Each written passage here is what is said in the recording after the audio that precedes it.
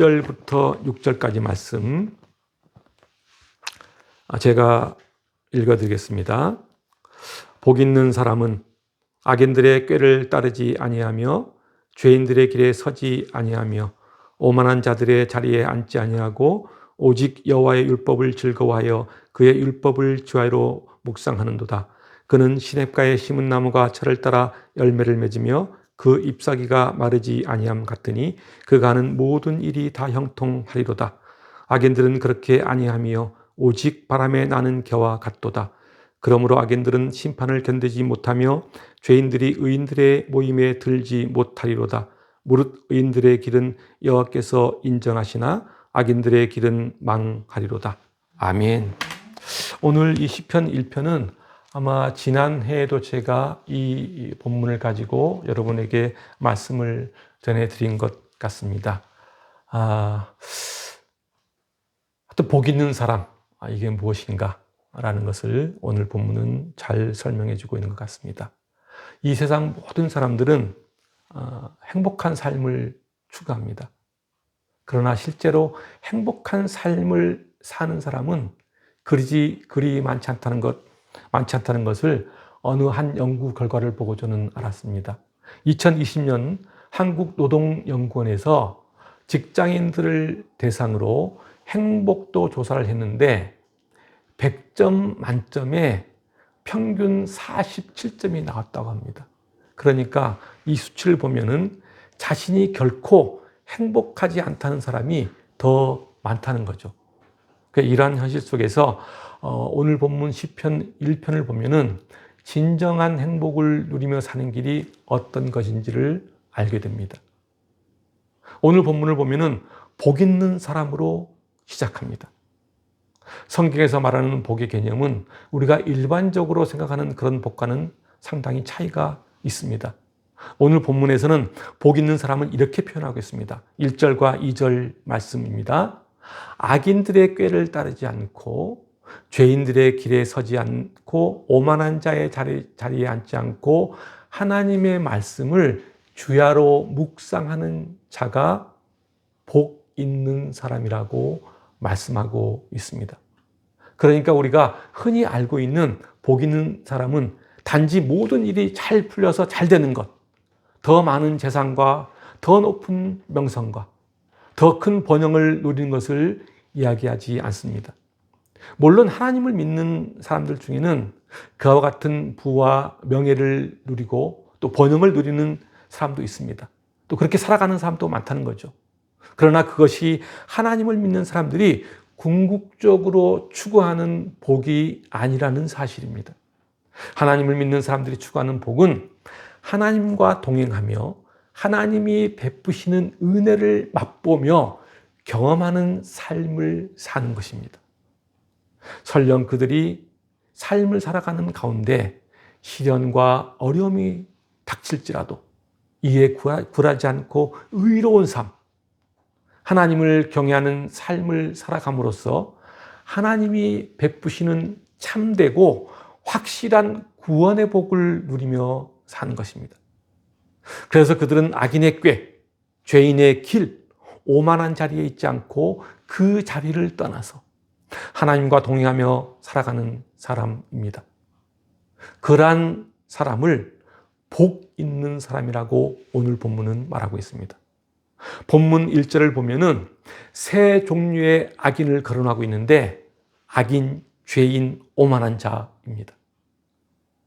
이들의 행동에 따르거나 그 길에 서거나 또는 그 자리에 앉지 말 것을 강력하게 말씀하고 있습니다. 왜 그럴까요? 그것은 악인의 속성은 악에 대한 점진성이 있기 때문입니다. 이 말이 뭐냐면은 처음에는 악을 행하는 자를 추종하다가 따라가다가 그리고 그 다음에는 자신이 악에 적극적으로 동참하고 참여합니다. 그리고 결국 마지막에는 자신이 악을 주도하며 나간다는 사실입니다. 이것이 악인이 가지고 있는 점진성의 특징입니다. 악인이라고 해서 처음부터 극악무도한 것은 아닙니다. 처음에는 악인의 꾀를 따르는 것부터 시작합니다. 그러다가 한두 번 악인의 궤를 따르다 보면은 점점 악인들의 가치관이나 생활 양식에 빠져들어 그것이 자신의 가치관을 형성하고 생활 양식에 배어들어서 나중에는 본인 자신이 악을 주도해 나가는 위치에 서게 되는 것입니다. 바늘 도둑이 소 도둑이 되는 것과 같습니다. 그래서 사도 바울은 데살로니가 전서 5장 22절에서 이렇게 말씀합니다. 악은 모든 모양이라도 버리라 라고 권고하고 있는 것입니다. 그렇다면 가장 먼저 악인들의 꾀를 따르지 않는다는 것은 어떤 것을 말하는 것일까? 하나님은 인간을 창조하시고 그 인간에게 사랑으로 주신 것이 있는데 그것은 바로 이 땅을 정복하고 다스리고 그리고 또 에덴 동산의 각종 열매를 임의대로 먹을 수 있도록 우리 인간에게 자유의지를 주셨습니다. 그리고 하나님께서는 인간에게 생명과 사망, 복과 저주의 길을 제시하면서 그것을 스스로 선택할 수 있도록 하셨습니다. 그런데 인간은 이 같은 자유의지를 오용하고 남용하여 많은 꾀를 부립니다. 그것이 바로 계략과 술책들입니다. 악인들은 스스로 만들어 놓은 이러한 계략과 술책들에 자신이 걸려 넘어져서 결국 재앙에 빠지게 되고 멸망의 길로 가고 마는 것입니다. 그 길의 처음이 바로 에덴 동산의 선악과 사건입니다. 그리고 두 번째, 죄인들의 길에 선다는 것은 죄인들의 방법과 방향에 동조하여 아예 그들 편에 서서 행동을 함께하는 것을 말합니다. 그래서 성경은 줄곧 사악한 자들의 길에 들어가지도 말고 악인의 길로 다니지도 말며 피하고 돌이키라고 명령하고 있습니다. 그리고 또 세 번째, 오만한 자들의 자리에 앉지 말라고 하는 것은 오만한 자들은 하나님을 두려워하지 않고 하나님을 조롱하고 비웃으면서 하나님을 멸시하는 자들이기에 이 같은 자들과 함께 그 자리에 앉지 말라는 것입니다. 이런 자들은 악한 삶에 오염되어 있어서 쉽사리 그 자리를 박차고 떠나려 하지 않습니다. 결국 이들은 하나님의 심판에 자유롭지 못해 이들의 운명은 결국 멸망에 이르고 만다는 사실입니다. 잠언 19장 29절에서는 이렇게 말씀합니다. 심판은 거만한 자를 위하여 예비된 것이요 채찍은 어리석은 자의 등을 위하여 예비된 것이니라. 그렇습니다. 어리석고 거만하고 죄인들과 함께하며 악인들의 꾀를 따르는 자들을 향한 하나님의 심판은 이미 예비되었습니다. 그리고 그 예비된 심판은 반드시 이루어질 것입니다. 인간의 마음 깊이 있는 욕심이 죄를 잉태하여 결국 그 죄는 자신을 죽이는 결과를 낳을 뿐입니다. 야고보서 1장 15절 말씀입니다. 욕심이 잉태한 즉 죄를 낳고 죄가 장성한 즉 사망을 낳느니라. 악인이란 어떤 특정한 악을 행하는 자를 말하기도 하지만은 성경에서 말하는 악인은 반드시 어떠한 특정한 악을 행하는 자만을 이야기하지 않습니다. 성경에서 말하는 악인이란 근본적으로 하나님을 거부하고 하나님 말씀을 거역하는 자를 말합니다. 세상 사람들이 보기에는 말할 수 없이 착한 사람인데 하나님이 보시기에는 하나님을 거역함으로써 실제로는 악인인 사람들이 많습니다. 그렇다면 왜 하나님을 거역하는 것이 악이 될까? 그 이유는 하나님께서 절대자로서 선의 절대적인 표준이 되시기 때문입니다. 모든 일의 옳고 그름을 판단하는 데는 그 판단, 그 표준 기준이 있습니다. 그 기준, 그 표준이 없으면 옳고 그름을 판별할 수가 없습니다. 세상의 법도 마찬가지로 그 표준을 세워서 옳고 그름을 판별해 죄를 깨닫게 합니다. 그 중에 성경에 나오는 율법도 하나의 표준이 될 수 있습니다. 왜냐하면 율법의 기능이 사람들로 하여금 죄를 깨닫게 하는 것이기 때문입니다. 그래서 사도 바울은 로마서에서 이렇게 말하고 있습니다. 로마서 7장 7절 말씀입니다. 그런즉 우리가 무슨 말을 하리요? 율법이 죄냐?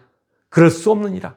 율법으로 말미암지 않고는 내가 죄를 알지 못하였으니 곧 율법이 탐내지 말라 하지 아니하였더라면 내가 탐심을 알지 못하였으리라. 그렇습니다. 율법뿐만 아니고 세상의 법도 마찬가지로 사람들로 하여금 죄를 깨닫도록 합니다. 그러므로 나름대로 선을 행하고 악을 행하지 않았다고 해도 선의 절대 기준인 하나님을 거절하거나 거역한다면 그것은 악인의 길에 들어서 있다고 보면 됩니다. 그러므로 복 있는 사람들은 악인들의 꾀나 죄인들의 길이나 오만한 자들의 자리에 앉지 않고 그 길을 피해 하나님께로 나아가는 사람입니다. 잠언 4장 14절과 15절 말씀입니다. 사악한 자의 길에 들어가지 말며 악인의 길로 다니지 말지어다. 그의 길을 피하고 지나가지 말며 돌이켜 떠나갈지어다.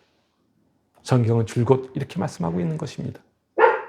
사악한 자들의 길에 동참하여 그 벌어지는 일에 대한 결과는 하나님으로부터 멀어지는 것입니다. 우선 마음이 하나님을 멀리합니다. 그리고 자신을 하나님 자리에 올려놓고 무엇이든 자기 마음대로 하려고 합니다. 이들에게 하나님 말씀은 헛소리에 불과합니다. 그래서 무시해버립니다. 대표적인 인물이 이스라엘 민족이 출애굽할 때 당시 애굽 왕이었던 바로 왕이 그 인물 중에 한 사람입니다. 그는 모세가 하나님 말씀을 전했지만 무시하고 귀에 담지 않았습니다. 하나님을 인정하지 않았습니다. 자신이 신이요 사람들이 경배하는 대상이 되려고 했습니다. 그리고 또 이처럼 하나님의 존재를 인정하지 않고 자신을 하나님 자리에 올려놓는 최초의 존재가 누구인지 아십니까? 바로 마귀입니다. 마귀는 본래 하나님이 지으신 천사였습니다. 그런데 그는 하나님을 인정하지 않고 자신을 하나님 자리에 올려놓으려 했습니다. 그 결과 하나님을 대적하는 마귀가 된 것입니다.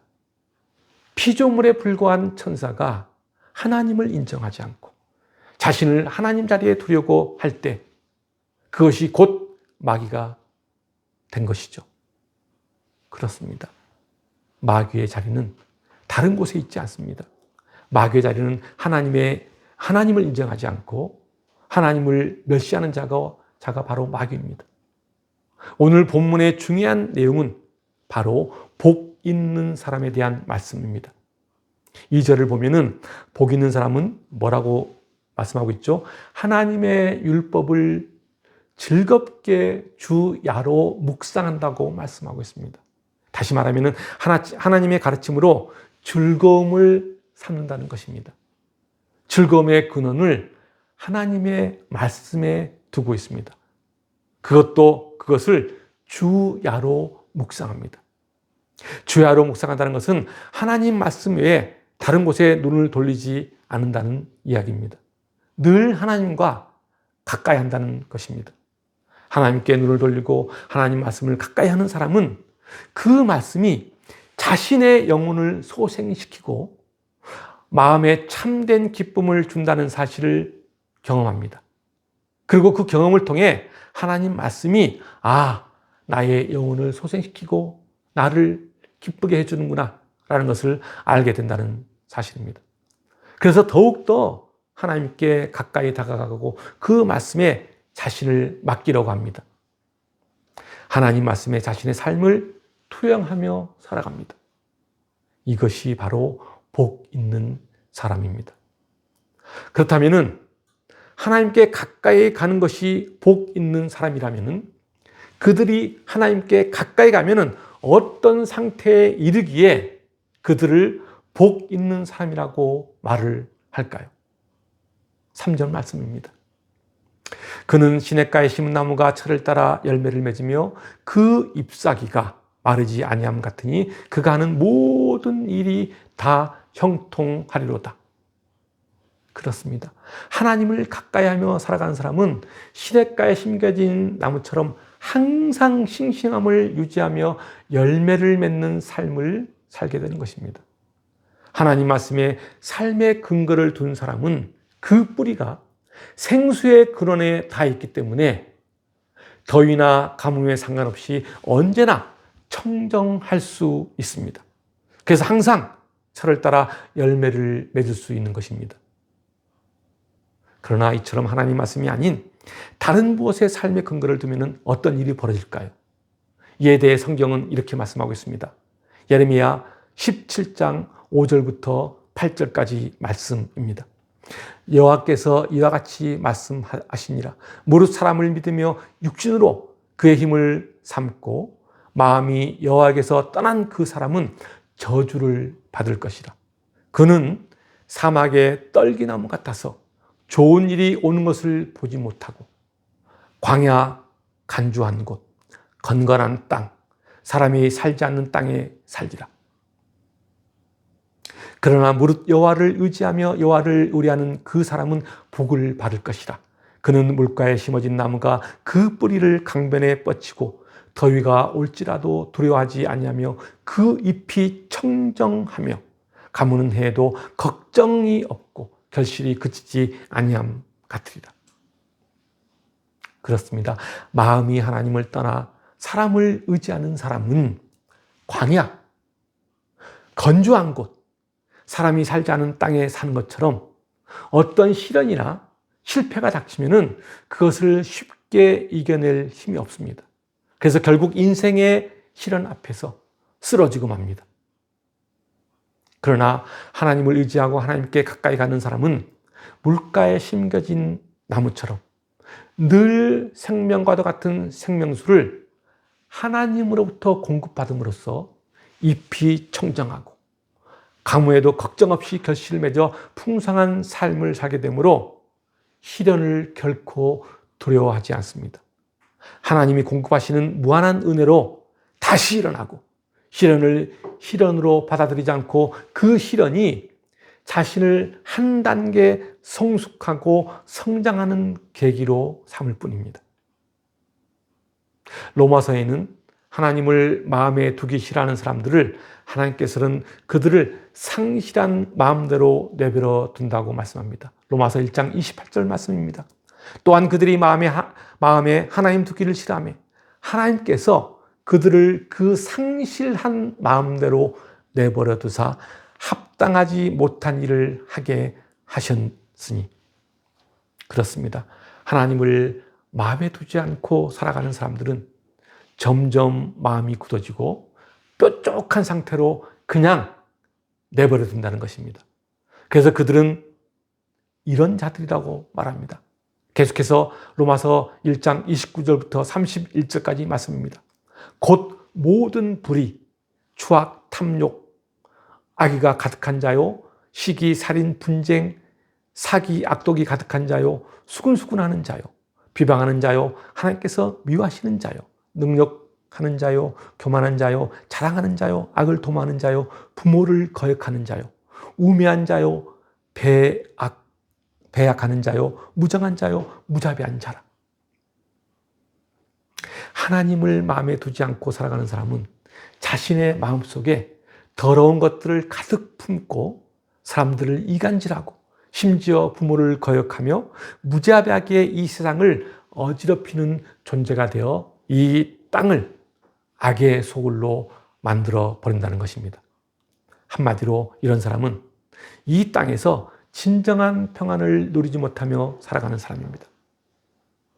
그러나 하나님을 가까이하며 그 말씀을 주야로 묵상한 사람은 하나님이 주시는 복으로 인하여 지금 내가 서 있는 자리가 행복한 조건에 합당하지 않더라도, 지금 내가 물질적으로 넉넉하지 않더라도 그것과 아무 상관없이 즐거울 수 있고 평안하게 살 수 있습니다. 왜냐하면 하나님이 주시는 그 복은 우리로 하여금 즐겁고 평안한 삶을 살도록 인도하시기 때문입니다. 이것이 하나님의 은혜입니다. 하나님의 은혜를 받은 사람은 하나님으로부터 온 영, 즉 성령을 받아 말씀이 은혜가 됩니다. 그리고 더욱더 하나님을 자신의 삶의 중심에 두고 살아갑니다. 하나님 말씀을 가까이 합니다. 죄인의 길에 들어서지 않으려 하고 죄 짓는 것을 다 털어내 버리려고 합니다. 그래서 이런 사람은 세상 방식에 매몰되어 살지 않습니다. 세상을 살아가면서 누구나 인생의 시련과 어려움을 당하기 마련입니다. 그러나 하나님 말씀에 삶의 기반을 둔 사람은 어떠한 시련이나 환난에서도 자유롭고 평안한 삶을 살아갑니다. 그것이 하나님이 주신 복입니다. 그런 복을 받아 살아가는 사람이 오늘 1절 첫 말씀처럼 복 있는 사람입니다. 오늘 본문 4절과 5절을 보면은 바람에 나는 결을 통해 악인과 죄인들을 심판하시는 광경을 볼 수 있습니다. 그렇습니다. 하나님은 마지막 날에 심판 타작 마당에서 악인과 의인을 구분할 것입니다. 그래서 악인들은 그 누구도 겪어보지 못한 고통을 당하게 된다고 말씀하고 있습니다. 그들은 의인들의 자리에 들어가지 못한다고 말씀합니다. 복 있는 사람과 그렇지 않은 사람의 결정적 차이는 하나님의 심판 때에 드러납니다. 그래서 6절에서는 이렇게 말씀하고 있습니다. 무릇 의인들의 길은 여호와께서 인정하시나 악인들의 길은 망한다. 이러한 사실을 더욱 분명하게 강조하는 성경 구절이 있습니다. 마태복음 13장 30절 말씀입니다. 둘 다 추수 때까지 함께 자라게 두라. 추수 때에 내가 추수꾼들에게 말하기를 가라지는 먼저 거두어 불사르게 단으로 묶고 곡식은 모아 내 곡간에 넣으라 하리라. 그렇습니다. 가라지는 불사르고 곡식은 하나님의 곡간에 넣는다는 것입니다. 오늘 시편 1편을 자세히 들여다보면 처음에는 복으로 시작해서 마지막에는 뭘로 끝나죠? 멸망으로 끝나고 맙니다. 그리고 악인과 의인을 대비해서 말씀하고 있는 것을 볼 수 있습니다. 우리는 인생을 살면서 내가 무엇을 바라보고 어떤 것을 추구하는지에 따라서 그 사람이 복이 있는 사람인지 아니면 멸망의 사람인지를 우리는 알 수 있습니다. 복받고 살아가는데도 불구하고 자신은 항상 불행하다고 여기는 사람은 그 안에 하나님이 없는 사람일 가능성이 큽니다. 그러나 반대로 어려움과 환난 속에서도 힘듦 속에서도 그것을 이겨내고 즐거움으로 살아가는 사람은 그 안에 하나님이 함께하는 사람일 가능성이 크다는 사실입니다.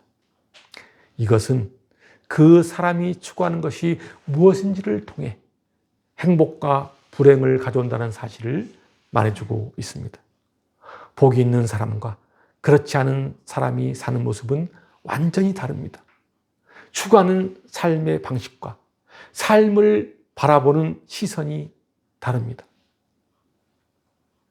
복 있는 사람은 시냇가의 나무가 철을 따라 열매를 맺고 그가 하는 모든 일이 형통한다고 성경은 분명히 말씀하고 있습니다. 사랑하는 성도 여러분, 여러분 모두가 하나님 말씀을 가까이 함으로써 여러분 삶에 하나님이 주시는 축복과 형통이 늘 함께 하시길 주님의 이름으로 축원합니다. 기도하겠습니다.